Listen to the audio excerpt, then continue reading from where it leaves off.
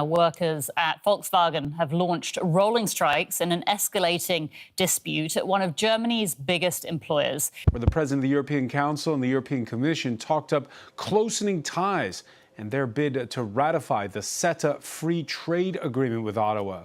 The trade tensions between Germany and the United States are having a serious impact, even on what for many years seemed to be the calmest and most harmonious relationship in the Western world. And this time, another economic giant on the other side of the Atlantic, Canada, is also involved. The result is a picture that would have been unthinkable 5 years ago. Any steel coming into the United States is going to have a 25% tariff. Germany, the European powerhouse, and Canada, the North American powerhouse, are discussing joint action against the United States tariffs on steel, aluminum, and automobiles. Meanwhile, the European Union continues to stand at the center of the issue, saying, "I have the authority on this issue." How did these states, which call each other friends and allies, end up in such a bitter trade showdown? Moreover, why has Germany's possible cooperation with Canada raised eyebrows even within the European Union? Let us rewind the movie from the beginning and analyze it step by step. As you know, Howard is Secretary of Commerce, doing a fantastic job. And It all started when United States President Donald Trump imposed tariffs on steel and aluminum under the slogan, "We must protect America's industries." He argued that this decision was intended to revive his country's steel and aluminum producers, seeing old trade agreements as anti-American. The result, however, came as a shock to the United States' close partners, especially Canada and the European Union. These metals are critical in a wide range of industries, such as automotive, construction, machinery, defense, and so on. Germany is one of Europe's largest steel producers. Canada has been the #1 supplier of steel and aluminum to the United States for decades. When the tariffs came into effect, both countries reacted with what they described as unfair taxes. But Trump did not stop there. He added, "I could impose an additional 25% tariff on cars coming from Europe." At that moment, Germany's biggest concern surfaced. Because the automobile sector is at the heart of the German economy, BMW, Mercedes, and Volkswagen export hundreds of thousands of vehicles to the United States market every year.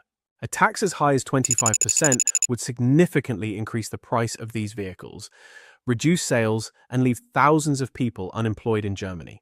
So Berlin is starting to think, we cannot allow this much. Trade policy is managed under the authority of Brussels within the framework of the European Union. So, if Germany wants to retaliate against the United States tariffs, it should normally wait for the European Commission's decisions.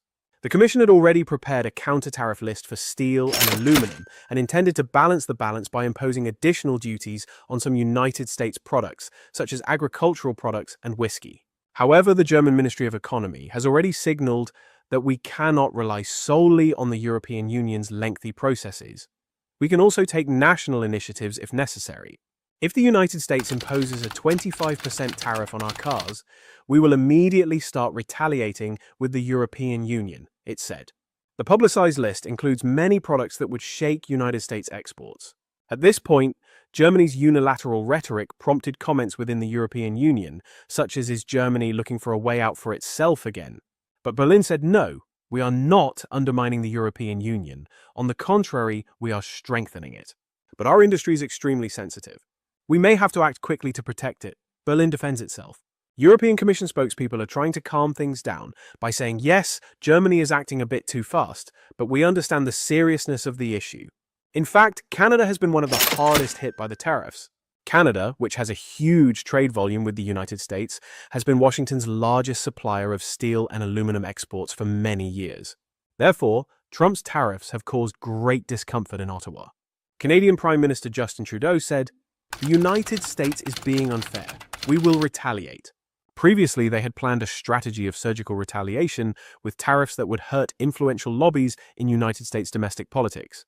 Since then, while Trump thought he could convince Canada in a separate framework, the Canadians started to say, "Let us not play this game alone." And it was at this point that the possibility emerged that Germany and Canada might jointly consider tax retaliation against the United States, because both countries have the same problem. The United States market is big, but tariffs will make their products more expensive. If they take a joint stand against this, Washington might be forced to back down more easily. After all, Would the United States have to deal with the German-European Union bloc and Canada at the same time? A trade war would also hit American exporters. Of course, the fact that Germany, instead of the European Union Commission, voiced the idea of direct agreements with Canada caused a little surprise in Brussels. Trade policy is already a common area, but Berlin said our interests are at stake. The European Union decision-making is sometimes slow, so we could have separate negotiations or coordination with Canada. After all, we are already partners under CETA. No problem, we are also in contact with Canada. Germany's initiative could be an additional contribution, the Commission comments. In the end, the European Union's unity is not in jeopardy, but there are also voices saying Germany has again prioritized its own interests. In its trade strategies, the Trump administration usually adopts the approach of negotiating with each ally separately, finding their weak points and imposing them. In other words, instead of seeing Europe as a whole, it wants to negotiate by separating Germany from France, Italy from Spain. It also brings Canada to the table within the framework of NAFTA or USMCA. However, the unexpected element is that Germany and Canada realize that they face the same injustice and tend to say, let us act together. This complicates Trump's piecemeal tactic. If Washington's trade frictions with Europe, Canada, and China continue, it is unclear to what extent domestic companies and consumers will be able to bear the burden. So can the White House back down, saying it is hard to fight on so many fronts? That is the question. There is no doubt that the most critical component of the German economy is the automotive industry. With brands such as Mercedes, BMW, and Volkswagen exporting hundreds of thousands of vehicles to the United States market every year. If Trump implements the 25% car tax, the prices of German cars will increase by several $1,000s. This would mean a drop in sales and huge losses for the automotive industry in Germany. The sector is the backbone of the country's employment, export revenues, and R&D infrastructure. Canada, on the other hand, is integrated into the United States market with its automobile sub-industry, parts, and raw material supply. There is a huge risk there too. Both sides are taking action, saying if we take this issue lightly, we will pay a heavy price. The European Union Commission wants to ensure a unified position on tariffs and international trade agreements. Germany, on the other hand, wants to talk to Canada more concretely and quickly so that we send a clear message to the United States. This is causing some confusion in the European Union, but there is no blocking. Canada and the European Union already have a comprehensive trade agreement such as CETA. Berlin is using the cooperation that comes with this agreement to come up with the idea of synchronized retaliation against the United States. For example, simultaneous tax hikes. This plan is based on the argument that if the United States were to face simultaneous retaliation from Canada and the European Union, it would face great domestic political pressure. The reason it is called audacious is that Germany has gone beyond its usual diplomatic politeness and used very clear language. If the United States takes serious steps, we will not hold back. In particular, the German Economy Ministry and the Association of German Industries are of the opinion that we have to protect our economy. Otherwise, tens of thousands of jobs are at stake. It is likely that President Trump will say, Germany should not engage in such a show of force. We are allies, and perhaps he will lash out. They do not spend enough in North Atlantic Treaty Organization. Now they are going to put barriers to our trade. He might even open additional investigations against Germany and Canada through the Trade Ministry and impose tariffs on more products under the pretext of national security. This could further complicate diplomacy. Conclusion. Maybe each side will say, let us stop and think and find an interim agreement. Or a trade war could actually break out. In a trade war, everyone loses, economists reiterate.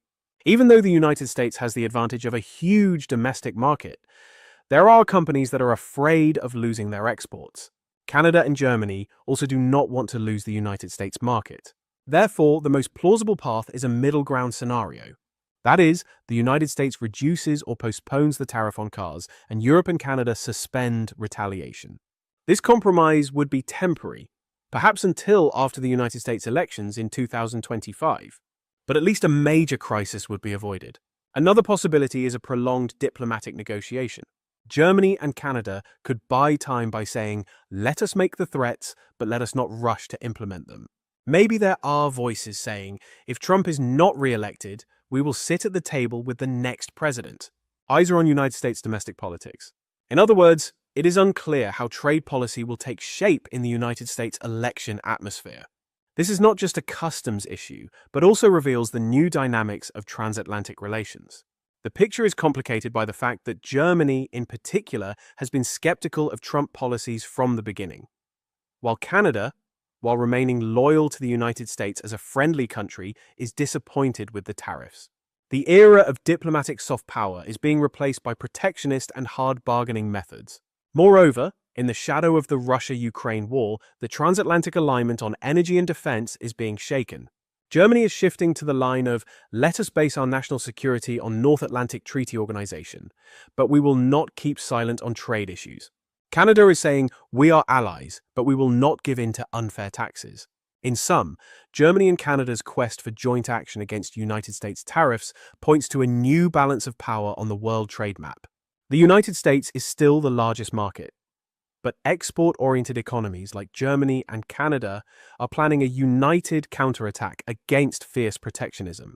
While this may come as a surprise to the European Union, in fact, the European Union is preparing to retaliate against the United States with similar concerns. Trump's tactic of divide the European Union and force Canada to negotiate alone may not go as he wants, because of the solidarity between Germany and Canada. It is not known which scenario will come true. Maybe Washington will find a middle ground at the last minute. Maybe a full-blown trade war will erupt. Everyone's common hope is that this conflict does not explode, but is resolved through compromise. Otherwise, economic turmoil and political tensions could rise. Some argue that the 2025 United States elections could also postpone the resolution of this issue. In short, transatlantic ties, once considered the most stable part of international trade, are being tested in ways that were never anticipated. What do you think? Is such a clear restraint by Germany and Canada realistic, or is it diplomatic intimidation? Faced with so much resistance, will the United States try to strike a deal, or will it say, I will do it my way? Which side will lose in this potential trade war, and who will win? Please share your thoughts with us in the comments. Thank you very much for watching us. If you subscribe to our channel, turn on notifications, and like our video, you will show your support. It seems that even between friends in the world of trade, big surprises can happen. We hope that this tension between Germany, the European Union, Canada, and the United States will end with a sensible compromise. Otherwise, the trade war wave may affect both European and North American economies. Stay tuned for new developments. Goodbye.